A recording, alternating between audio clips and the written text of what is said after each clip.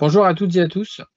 Bienvenue à cette session du Power Platform French Summit, donc session sponsorisée par Medsys qui va parler de l'amélioration des flux P2P. Donc Tanguy nous expliquera ce qu'est un flux P2P avec la Power Platform. Tanguy, si tu veux bien te présenter. Bonjour, donc Tanguy, je m'occupe de la région sud-est pour Medsys, à savoir les belles régions de Auvergne-Rhône-Alpes et de Provence-Alpes-Côte d'Azur, et je porte aussi une partie de l'offre Power Platform pour Medsys. Et donc pour ma part, Hervé Thibault, CTO de Medsys. Alors, pour présenter rapidement Medsys, entreprise de services du numérique, donc on a un certain nombre d'années d'existence, un nombre important de consultants et d'experts certifiés. On est Microsoft Gold Partner et Pure Player Microsoft. Donc parmi les certifications, donc 10 certifications Gold, 15 certifications Silver, certifications aussi à titre personnel, donc 2 Regional Director, 4 MVP sur Azure, sur Windows and Device et sur Cloud et Management. Et puis, pour ce qui est de notre couverture nationale, donc on a ouvert 2 nouvelles agences en 2020 et on est désormais présent sur 10 agences en France. Alors, très rapidement, un petit rappel sur la Power Platform. Donc la Power Platform, qu'est-ce que c'est ? Donc on va trouver 4 grandes fonctionnalités et 4 produits qui vont y être associés. Donc Power Apps pour créer des applications et agir sur du contenu. Power Automate pour créer des flux, donc ce qu'on appelle aussi du RPA que nous présentera plus en détail Tanguy dans la suite. La partie analyse effectivement des données qui sera couverte par Power BI et puis toute la partie que j'appellerai chatbot effectivement qui va être représentée par Virtual Agent. L'important c'est qu'effectivement toute cette plateforme va s'interfacer avec tout un ensemble de composants. Donc on pense beaucoup aux composants de la plateforme Office 365. Donc vous avez là de la Outlook, vous avez là du To-Do, vous avez bien sûr du Teams qui sera un des sujets aussi aujourd'hui, mais vous avez également tout un tas d'applications tierce partie, des bases de données, du Salesforce et du SAP qui sera un petit peu notre sujet du jour. Donc, il faut vraiment garder à l'idée que cette plateforme n'a de limite que votre imagination. Donc, maintenant, pour rentrer dans le vif du sujet, c'est qu'effectivement, l'intérêt de la Power Platform, donc en dehors de tout ce qu'elle peut présenter, c'est comment elle va accélérer certains processus métiers. C'est ce qu'on va vous illustrer aujourd'hui au travers d'un petit retour d'expérience. Donc déjà, pour un premier type d'usage, donc ce qu'on appelle les first line workers, donc le contraire des cols blancs, hein, enfin si on peut appeler ça le contraire, les personnes effectivement qui sont en lien direct avec une activité. Donc, où est-ce qu'on va les retrouver? On va les retrouver dans différents métiers. On a un certain nombre d'exemples de réalisations qui ont été faites chez tout un tas de typologies de clients, donc qui va aussi bien dans les ressources humaines, les finances, le commerce, les services, l'industrie et la logistique. Et Tanguy va vous parler un petit peu plus en détail après du choix qu'on a choisi, du choix qu'on a fait pour illustrer cette intégration de Power Platform avec le composant SAP. Oui, tout à fait. Merci Hervé. On va faire un petit zoom sur cette partie finance. Aujourd'hui, sur quoi on travaille concrètement en termes d'usage. Alors, on est essentiellement sur du traitement et de la facilitation des flux comptables, à savoir du traitement de factures, typiquement avec de l'OCR, la reconnaissance effectivement de forme pour aller fluidifier les saisies dans les ERP. On est aussi beaucoup sur des classiques comme les gestions de demande d'achat avec les approbations natives sur Office 365.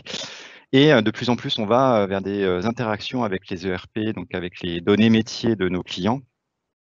Et c'est ce qu'on va voir aujourd'hui à travers un exemple en fait d'interaction entre le monde Microsoft et le monde SAP. Alors cet exemple, il vient d'un client sur le terrain. Là, pour les besoins effectivement de cette session, on a simplifié en fait les interfaces et on a réalisé sur notre plateforme de démo, mais il faut voir que c'est applicable et c'est aujourd'hui en production chez un de nos clients dans le secteur de l'industrie. Alors, SAP et Power Platform, Better Together, on va, à travers effectivement cet exemple, associer la puissance de SAP pour gérer les données métiers avec la flexibilité et la simplification en fait des process offerts par Power Platform pour combiner les deux et interagir. L'environnement Modern Workplace présent chez la majorité de nos clients est basé sur 365 avec des ERP comme SAP qui sont aussi présents chez une grande partie de nos clients. Alors, retour d'expérience de ce fameux client.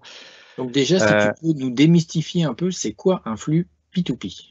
Exactement. Alors P2P, c'est pas du torrent, c'est pas du téléchargement. Le flux P2P, c'est du procure to pay.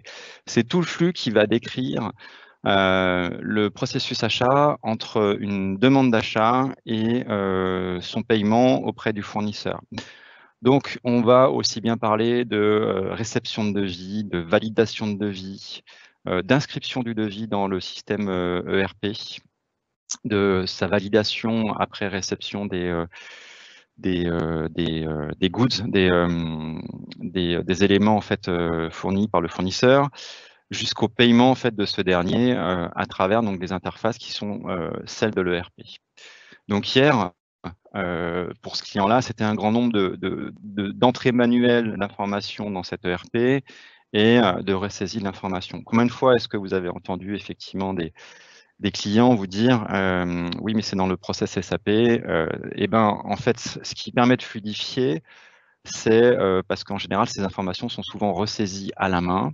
Et là, à travers justement le cas d'usage qu'on vous propose, c'est comment est-ce qu'on va aller accélérer le temps de traitement de ces purchase orders, de ces demandes d'achat, et comment est-ce qu'on va aller diminuer les erreurs et réconcilier en fait le monde SAP avec le monde Office 365 / Power Platform. Alors, qu'est-ce qu'on va voir en termes d'exemples et d'usages en fait qu'on a déployé et mis en production. Donc, en général, donc notre client aujourd'hui, c'est quelqu'un qui est dans l'industrie, donc il émet très souvent des demandes de produits à un de ses fournisseurs. En retour, donc le fournisseur lui renvoie un devis et traditionnellement parlant, en fait, c'est là qu'on fait de la ressaisie en fait dans les outils ERP.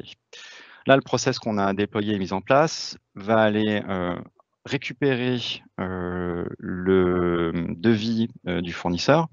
Donc, on le verra aujourd'hui, mais on a modélisé ça à travers effectivement une petite bibliothèque SharePoint, mais on peut imaginer effectivement qu'il s'agisse d'une boîte mail dédiée dans laquelle Power Automate va aller scanner les nouveaux messages en arrivant. Le document est donc pris en charge par un flux automatique dès sa réception. On va aller faire la reconnaissance des différents champs du document. On fera une petite aparté là-dessus, puisque c'est le challenge de ce process. Et derrière, on va aller renseigner la demande d'achat dans SAP. Alors, pour cet exemple, on utilise la partie RPA, donc la partie de robotisation qui est incluse dans Power Automate et qui permet de simuler donc des actions utilisateurs avec en entrée des variables et en sortie d'autres variables. Donc on verra ça tout à l'heure. Donc SAP en retour va générer un numéro de purchase order qu'on va du coup indiquer au manager qu'il faut valider ou pas ce purchase order. Cette validation pour faire interagir aussi tous les composants de Power Platform, donc on utilise une Power Apps pour que ces utilisateurs ces managers puissent valider les PO depuis leur mobile ou depuis un poste de travail. Et que lorsqu'on a ce retour du manager, qu'on puisse aller à nouveau interagir dans SAP pour valider ou rejeter la facture. Donc, un process qui, sur le papier, se résume en une slide. Dans la réalité, c'est beaucoup plus compliqué puisqu'il y a déjà, si on fait ça manuellement, de la saisie sur 3 des différents items du process. Aujourd'hui, je ne sais pas si vous connaissez un peu SAP, mais SAP, donc ça ressemble à ça. C'est une interface web, particulièrement, on va dire... Pas la plus sexy du monde, on va dire. Dans lequel on va justement donc pouvoir en fait renseigner ces purchase orders et puis donc les accepter ou les refuser. Donc un purchase order, ça se compose de quoi? Donc nous on a modélisé ça simplement avec un fournisseur, des références. Donc là on va parler, on va choisir un architecte business et on va lui commander 8 jours. Et là, c'est effectivement l'inscription que fait un de nos clients quand il veut commander 8 jours d'un consultant business chez Medsys. Donc ensuite, pour la finalité du process, donc je vous montre effectivement ce qu'on va aller accepter ou refuser. Donc on va filtrer sur le PO et puis vérifier le montant et aller dans les actions pour dire j'accepte ou je rejette ce PO.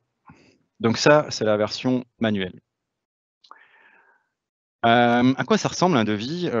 Faisons un petit zoom sur ce qui va rentrer en entrée de notre process P2P. Un devis, c'est effectivement des tableaux avec des lignes sur lesquels on va marquer effectivement les différentes références et la quantité qu'on va justement commander à notre fournisseur. Donc en général, c'est un fichier PDF. Parfois, c'est justement un fichier qui est présent sous forme d'image et qu'il va falloir retraiter. Quel est le challenge quand on parle de reconnaissance d'image sur ces documents? Le challenge, il est dans les tableaux, puisque ce sont des items qui ne se suivent pas. Et donc, le challenge quand on fait de l'OCR, donc la reconnaissance sur ce genre de document, c'est reconnaître tous les champs d'un tableau. Donc nous, pour ça, on a utilisé donc AI Builder qui est présent dans Power Automate, sur lequel on a entraîné en fait un modèle sur lequel on a envoyé un grand nombre de documents types qui derrière nous permet d'aller faciliter la reconnaissance de ces factures et donc d'alimenter continuellement pour augmenter le taux de précision ces modèles. Et c'est ça qu'on va aller utiliser aujourd'hui pour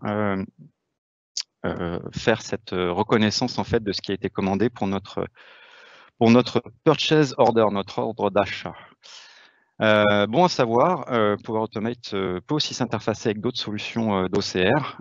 Si certains clients, et c'est le cas pour certains de nos clients, ont déjà un système d'OCR, on peut l'interfacer de manière presque native avec d'autres OCR présents sur le marché. Donc ça, c'est ce qui va nous permettre, comme on disait tout à l'heure, donc quand les PO sont reçus donc, par mail, donc là c'est pour la simulation, mais on les stocke dans une bibliothèque SharePoint. Et c'est au moment de les déplacer dans cette bibliothèque SharePoint que l'on va lancer un flux Power Automate qui va ingérer ces fichiers PDF, faire de l'OCR dessus et renseigner ça dans SAP. Je vous montre, ça va aller très vite. Voilà, très vite. Donc, notre flow Power Automate a récupéré notre devis, il va lancer l'OCR dessus, et puis parcourt le résultat de cette OCR pour aller justement lancer notre interaction avec SAP. Donc on le voit aujourd'hui, en fait cette partie OCR, c'est peut-être la partie qui va prendre un petit peu de temps. En général, ça dure entre 30 et 40 secondes par document, et automatiquement derrière, une fois qu'on a reconnu tous les champs, ça va aller lancer donc des purchase orders dans SAP. Donc là, vous voyez pas mes mains, mais c'est pas moi qui vais aller effectuer les actions. Automatiquement, le robot se lance. Donc tout ce qui est en jaune, c'est le robot donc Power Automate qui va le lancer. Et on va aller créer automatiquement avec le bon fournisseur, le bon produit et la bonne quantité, un ordre d'achat. On récupère la valeur effectivement en sortie pour pouvoir la réexploiter plus tard.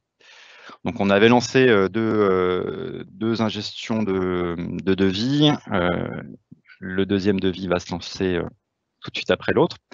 Alors là, c'est pour la démo, on a laissé effectivement en mode attended, c'est-à-dire avec l'image à l'écran, mais il est tout à fait possible de faire ça sans que l'utilisateur soit logué. Donc pareil, on crée notre deuxième purchase order, donc c'est pas les mêmes produits et pas les mêmes quantités.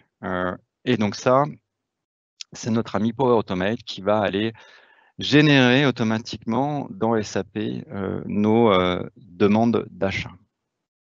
Donc vous avez vu, ça allait assez vite, effectivement, plutôt que de faire de la ressaisie à réception du mail. Le mail a été automatiquement ingéré par Power Apps, qui, lui, l'a retranscrit dans SAP, et le tout a pris quelques minutes, alors que d'habitude, c'est un process manuel, et on estime en général un temps de traitement de l'ordre de plusieurs heures un temps de prise en compte en fait à réception qui va de plusieurs heures à plusieurs jours. Donc cette accélération du temps d'intégration des PO dans le RP permet nativement de faire gagner du temps et de la réactivité à nos clients, notamment quand on veut fluidifier en fait l'acquisition en fait des produits auprès de son fournisseur.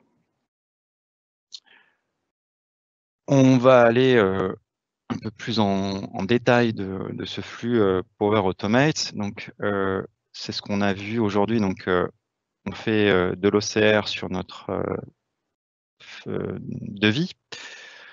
On vérifie si tous les champs sont bien été récupérés. Très important, effectivement, la gestion des erreurs dans ce genre de process, puisqu'effectivement, il ne faudrait pas se tromper quand on émet un ordre d'achat. Notre flux Power Automate Desktop, donc le RPA que je vous ai montré dans les écrans précédents. Là encore, la gestion d'erreurs est importante. Et donc, si notre flux RPA était un succès, on va récupérer donc l'ID du purchase order, donc le numéro d'ordre d'achat, de manière à pouvoir le stocker dans un SharePoint pour l'exploiter, comme on l'a vu tout à l'heure, dans notre application de validation et de ces demandes d'achat. Donc voilà, ce qui est pas mal aussi, c'est que dès lors qu'on va intégrer dans un flux Power Automate, donc ces informations, on a la capacité de pouvoir gérer de manière très simple des notifications, que ce soit comme on le voit là par mail, ou des notifications qu'on pourrait imaginer sur Teams, encore mieux, puisque normalement on est censé remplacer les mails par Teams. Mais ça, on verra ça un autre jour.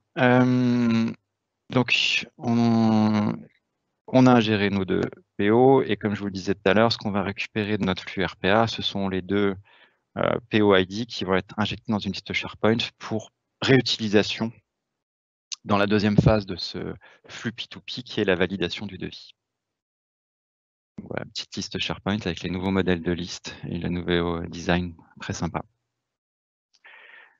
Donc, maintenant qu'on a généré notre demande d'achat, donc le manager a reçu le mail comme quoi il y a un nouveau PO à réceptionner et donc à valider ou rejeter. Et bien pour faire ça, plutôt que de lui demander d'aller se loguer dans SAP, on va lui proposer une interface qu'il va pouvoir utiliser depuis Teams ou son mobile, sur lequel il va pouvoir donc aller valider ou rejeter ses PO directement en fonction des résultats qu'on a de notre ingestion de PO dans SAP. Donc Power Apps très simple qui va aller consulter cette liste et puis présenter les différentes actions au manager. Donc dans notre cas, on va filtrer sur les PO qui sont en demande de validation, et une fois qu'on aura validé ou rejeté ces PO, ça va lancer un autre flux Power Automate qui lui va aller valider ou rejeter le PO au sein de SAP, toujours avec le même principe du RPA. C'est un flow très simple qui va donc récupérer le statut et lancer notre Power Automate Desktop. Donc on va le faire sur les deux PO, donc on va accepter notre PO qui se termine par 23 et automatiquement donc son statut change dans SharePoint et il disparaît de la liste. Donc qu'est-ce qui se passe côté Power Automate? Eh ben, même principe que tout à l'heure.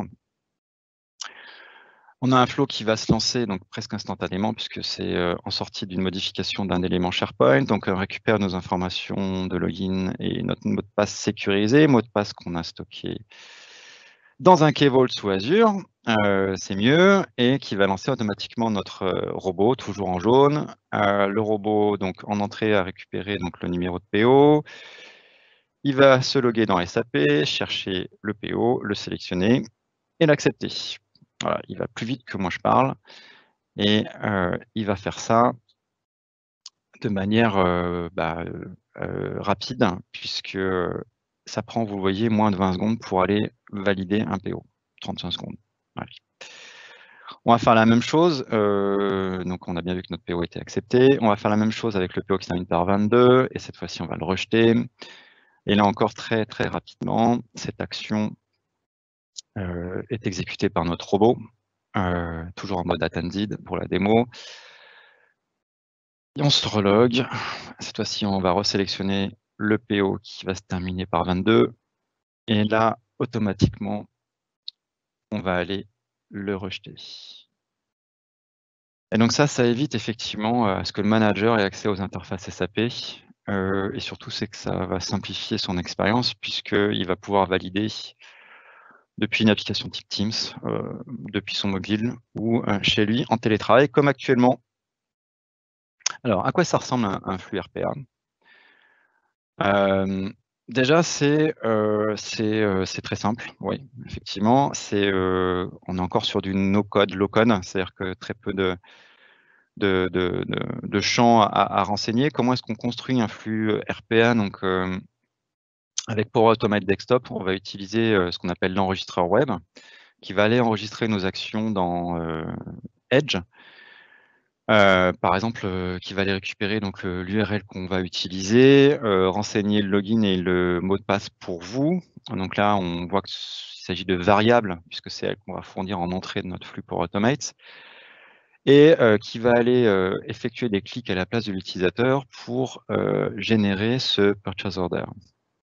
Donc la particularité, c'est que justement, contrario d'une action automatique, c'est que là, on va indiquer des variables qui vont permettre de réutiliser ce flux pour, de manière universelle sur des commandes que l'on voudrait passer, en sélectionnant donc tous les différents business partners et les produits et la quantité associée. Et en sortie, donc il va récupérer donc un attribut qui est le résultat de notre transaction sur SAP, qui va contenir savoir si la transaction a été successful ou en échec, et surtout le numéro de PO qu'on a réutilisé dans SharePoint et dans Power Apps après. Donc c'est assez simple de créer ces flux Power Automate Desktop. C'est là encore très graphique. On a la capacité effectivement de les configurer de manière très simple. Le plus important dans ces flux, c'est de gérer les erreurs, comme on le disait tout à l'heure. Donc là, on est sur de la démo, mais dans la réalité, parfois, ça se passe pas forcément comme on l'avait enregistré. Et tout le challenge de créer des flux avec du RPA, ça passe par ça, c'est cette gestion d'erreurs. Arriver à comprendre quels sont les cas qui pourraient bloquer ou empêcher un flux de fonctionner bien correctement. En général, on apprend par l'expérience, et c'est en faisant tourner quelques-uns qu'on arrive à trouver effectivement tous les cas d'usage. Voilà, le flux très simple effectivement qui est lancé par la partie validation et refus de nos transactions. Voilà pour cette partie illustration autour d'un flux P2P. Tanguy, merci beaucoup, hein. C'était impressionnant comme usage. On a bien vu tout le pouvoir de la Power Platform et puis l'intégration avec des composants tiers. Tu nous as montré finalement un cas qui était relativement simple d'utilisation du composant IA Builder avec Power Platform. Est-ce que tu as des cas, d'autres cas qui permettraient d'aller plus loin dans l'intégration de l'intelligence artificielle sur ces types de mécanismes? Oui, en fait, Power Platform, c'est un très bon moyen pour aller intégrer l'IA de manière très simple dans un ERP qui n'en a pas forcément. Quand on parle de SAP, certains des déploiements de nos clients n'intègrent pas toutes les dernières fonctionnalités de SAP S/4HANA, mais on peut du coup aller utiliser toutes les briques d'IA qui sont présentes dans la Power Platform. Je vais vous donner quelques exemples. Nous, on utilise la partie détection d'objets, analyse effectivement des images pour aller renseigner dans des formulaires de gestion des réclamations en prenant une photo, d'aller préidentifier effectivement certains composants présents à l'image, notamment, donner un exemple très clair, c'est des trous sur une route. Donc la capacité de pouvoir détecter ça et de pouvoir ensuite renseigner ce nombre de trous dans un ERP qui va derrière déclencher des des demandes d'intervention en utilisant la localisation GPS de ma Power Apps. Voilà, comme ça tient en 30 secondes, mais en fait, c'est un usage qui permet d'économiser énormément de temps, de ressaisie et de transfert d'informations entre différents systèmes à un de nos clients. On a d'autres cas, effectivement, là encore sur l'analyse plutôt du texte et des sentiments, qui permet notamment quand on veut aller analyser un grand nombre de documents, de fournir en fait un sentiment sur le contenu de ces documents, sentiment qui peut être soit positif, soit négatif. Et ça encore, c'est des sujets qu'on utilise notamment pour traiter les réclamations clients. Ou les lettres effectivement de félicitations, mais c'est plutôt des réclamations qu'on va traiter et qui permet d'aller identifier le sentiment, si la personne est vraiment négative ou très très négative, pour aller déclencher différentes actions derrière. Voilà quelques exemples d'interactions qu'on a avec les ERP, et notamment avec le monde SAP chez nous, chez Metis. Bah écoute, merci beaucoup pour ton retour client. Donc le dernier message qu'on souhaiterait vous faire passer, c'est que tout ceci s'inscrit dans une démarche chez Metis. C'est pas un cas isolé. Donc nous avons développé une Power Factory, donc le Power Factory by Metis.